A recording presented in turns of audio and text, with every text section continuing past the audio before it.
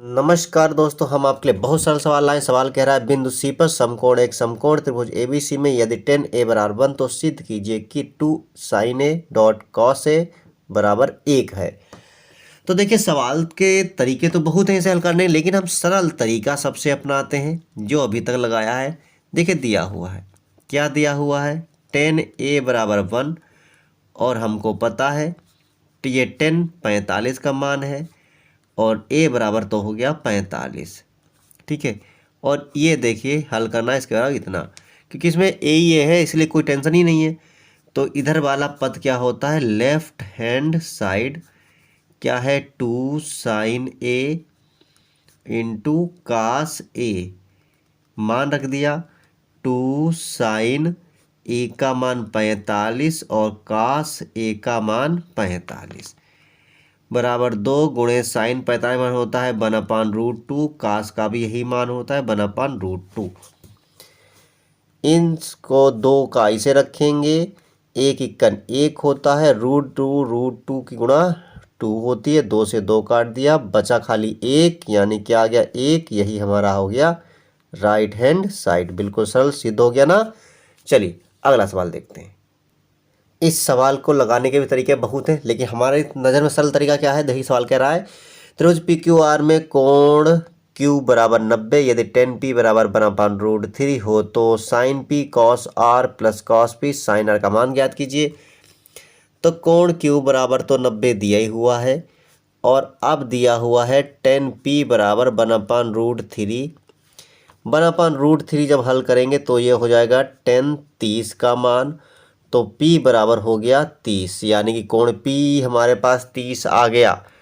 तो जब P 30 आ गया तो Q क्या होगा, टोटल होता है 180, इसमें से 90 घटा दिया Q, 30 घटा दिया P, तो बराबर में कितना आ जाएगा, 90 30 120 बराबर आ गया 60, यानी कोण Q हमारा 60 आ गया।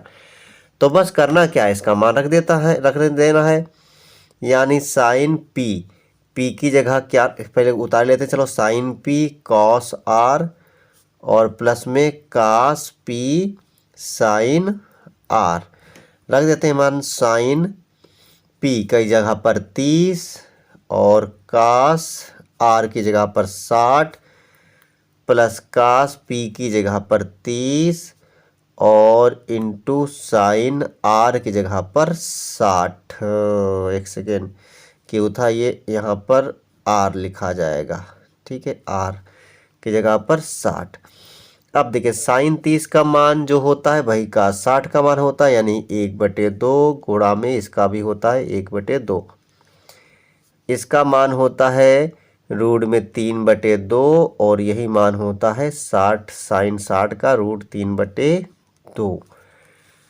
तो हो जाएगा 1 इक्कन 1, 2 दूनी 4 प्लस रूट रूट हो जाएगा, रूट गायब हो जाएगा 3 और 2 दूनी 4, 3 और 1 4/4, 4 इक्कन 4 बराबर 1 आ गया मान।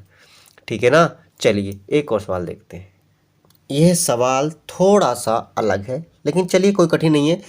देखिए, इसने कह दिया है कि कास थीटा बराबर है 4/5 और आपको पता होगा कास क्या होता है, कास होता है आधार बटे कर्ण। यानी कि यदि हम एक त्रिभुज बनाएंगे तो उसका आधार है 4 और उसका कर्ण है 5। तो अब लंब हमें ज्ञात करना है, तो लंब बराबर सूत्र होता है अंडर रूट में कर्ण का स्क्वायर माइनस आधार का स्क्वायर।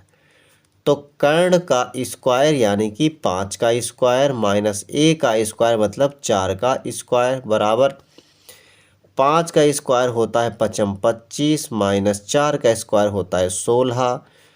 तो बराबर में निकल के आ जाएगा रूट में 9। तो लंब बराबर हो जाएगा 9 का अंडर रूट निकालेंगे तो हो जाएगा हमारे पास 3। तो लंब हमारे पास कितनी आ गई, 3 आ गई। अब हम हल करते हैं sine theta cos theta plus tan square theta. आपको मालूम होना चाहिए इसे बोलते हैं लंब बटे कर्ण। तो लंब है 3 बटे कर्ण है 5। फिर कास को बोलते हैं, कास तो दिए है, बोलते हैं क्या, फिर अभी बोलते हैं आधार बटे कर्ण। यानी 4/5 पे प्लस 10 स्क्वायर है। 10 को बोलते हैं लंब बटे आधार, यानी कि 3/4 का होल स्क्वायर। अब देखिए ध्यान से, 3 चक्कू कितना हो गया, 3 चक्कू होता है 12, पचम होता है 25, प्लस 3 तियां होता है 9 और 4 चक्कू होता है 16। अब देखिए ध्यान से, 16 और 25 का लासा ज्ञात करना पड़ेगा हम। इसमें देखिए कोई भी कॉमन पद नहीं होंगे, क्योंकि पचम 25 होता है, 4 चक्कू 16 होता है, तो पूरी गुणा हो जाएगी तिरछी। तो 16 और 12 की गुणा होती है 16 दूनी 32 का 2, 16 एकन 16 और 3 कितना हो गया 19, यानी 192 और 25 नेमा होता है 225 बटे में होता है 16।